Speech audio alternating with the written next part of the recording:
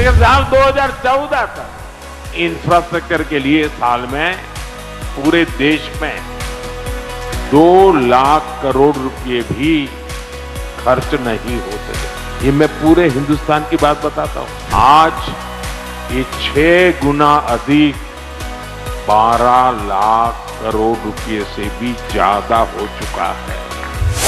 గత 12 ఏళ్లలో ప్రధానమంత్రి నరేంద్ర మోదీ దూరదృష్టి నాయకత్వంలో భారతదేశం మౌలిక సదుపాయాల అభివృద్ధి రంగంలో అపూర్వమైన విప్లవాన్ని చూసింది. ఈ ఆధునిక మార్పులు దేశాన్ని ప్రపంచంలోనే అగ్రశక్తిగా ఎదిగే దిశగా వేగంగా ముందుకు తీసుకువెళ్తున్నాయి.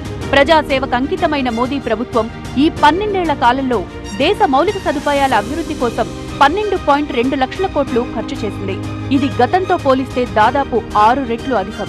కేరళలోని సముద్ర తీర నౌకాశ్రయాల నుంచి జమ్మూ కాశ్మీర్లో 359 మీటర్ల ఎత్తులో నిర్మించిన ప్రపంచంలోనే అత్యంత ఎత్తైన చెనాబ్ రైల్వే ఆర్చ్ బ్రిడ్జి వరకు, దేశంలోని మారుమూల ప్రాంతాల నుంచి అతిపెద్ద పట్టణ కేంద్రాల వరకు కనెక్టివిటీ మరింత బలపడుతోంది.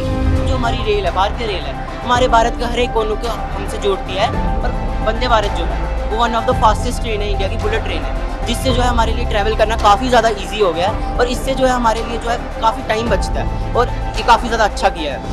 1155 కిలోమీటర్ల మెట్రో రైల్ నెట్వర్క్తో భారత్ నేడు ప్రపంచంలో 3వ అతిపెద్ద మెట్రో రైల్ నెట్వర్క్ కలిగిన దేశంగా అవతరించింది. విమానయాన రంగం విస్తరణను చూస్తే 2014కు ముందు దేశంలో కేవలం 74 విమానాశ్రయాలు మాత్రమే ఉండేవి. నేడు ఆ సంఖ్య 165కు చేరుకుంది.